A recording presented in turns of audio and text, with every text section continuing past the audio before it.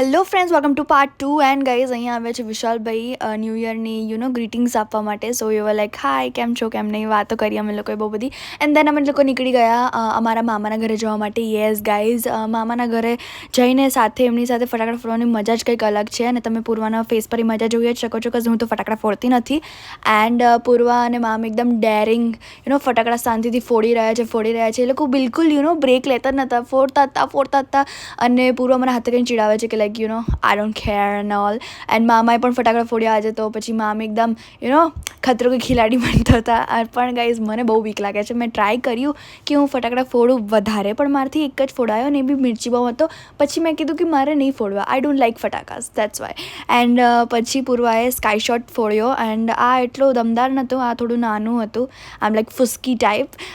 પછી બે sky shot સાથે ફોડ્યા ને એ થોડું આમ સારો વિવાયો હતો.